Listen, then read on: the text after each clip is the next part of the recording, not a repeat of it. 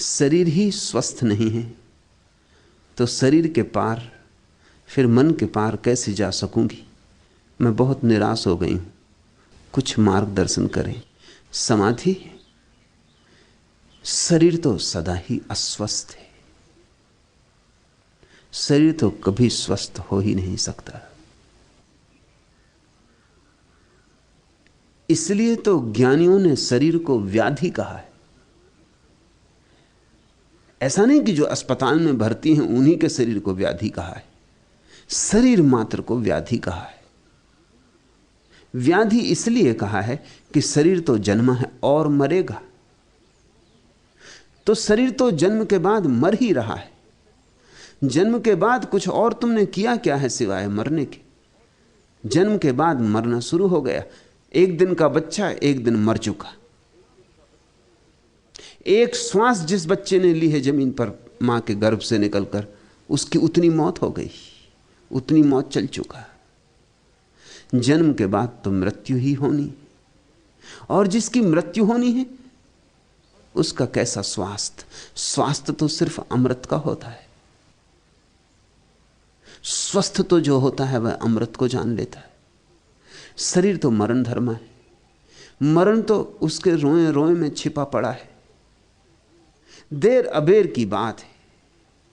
शरीर तो मरघट है, इसलिए चिंता ना करो। शरीर स्वस्थ है कि अस्वस्थ, इससे तुम्हारे ध्यान का कोई खास संबंध नहीं। क्या समाधि तू सोचती जिनके शरीर स्वस्थ हैं वे ध्यान को उपलब्ध हो रहे? हालतें तो अक्सर उल्टी हैं। जिनके शरीर स्वस्थ हैं वे तो ध्यान की शायद सोचेंगे भी नहीं।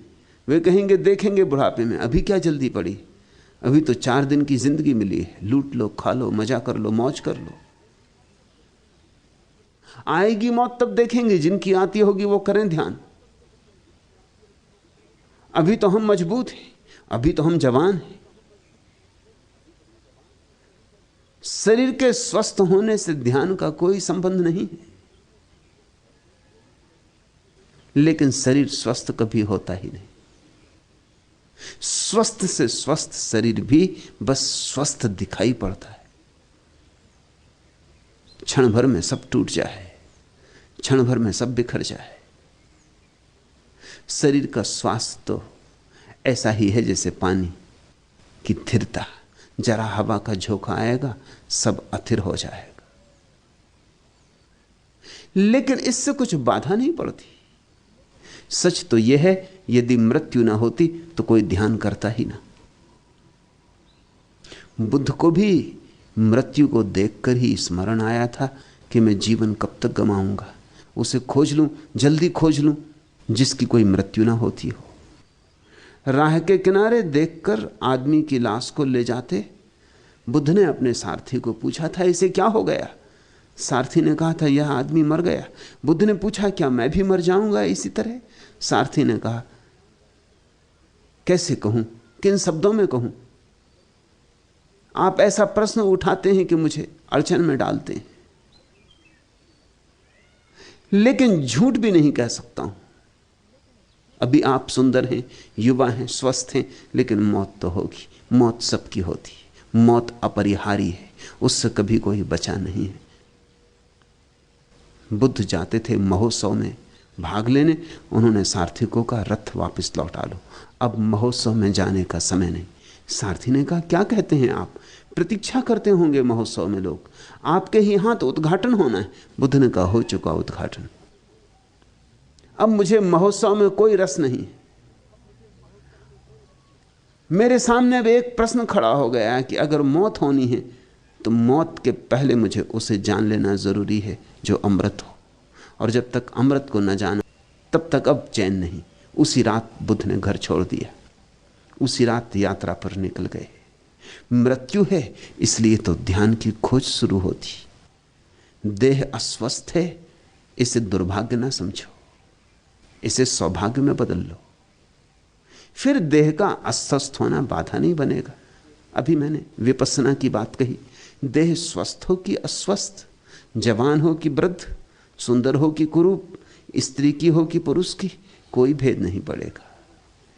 श्वास तो चली रही है ना, समाधि तो इतनी अस्वस्थ तो नहीं कि श्वास ना चलती हो। इतनी अस्वस्थ होती तो प्रश्न ही कौन पूछता,